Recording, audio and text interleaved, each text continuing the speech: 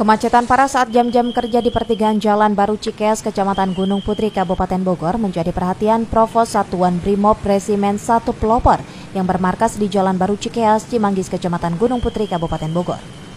Sejak dibukanya Jalan Baru Cikeas yang merupakan akses menuju Tol Cimanggis Kota Depok, jalur ini adalah satu-satunya alternatif akses menuju Tol Cimanggis saat menghindari kemacetan di jalan alternatif Cilengsi Cibubur dan Jalan Raya Cilengsi Gunung Putri.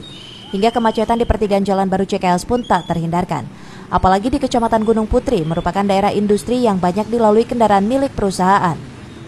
Beruntung dengan kehadiran Provos Brimob Resimen 1 Pelopor yang selalu membantu mengurai kemacetan tiap jam rawan macet hingga kemacetan di jalur ini dapat diatasi.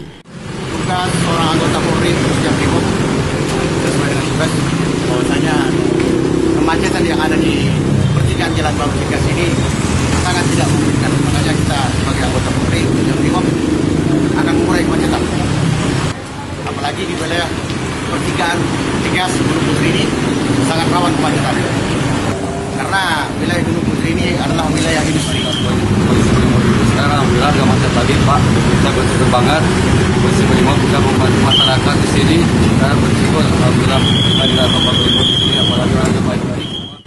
Sementara itu menurut penilaian warga, adanya anggota Provos Resimen 1 Pelopor yang sering berjaga-jaga di Jalan Baru Cikeas tersebut sangat membantu masyarakat. Bukan hanya mengatur lalu lintas saja, tawuran pelajar dan balapan liar yang sering dilakukan di jalan tersebut tidak terlihat lagi. Warga berharap dengan kehadiran Satuan Brimob Resimen 1 Pelopor, keamanan dan ketertiban lingkungan atau Kamtibmas selalu terjaga.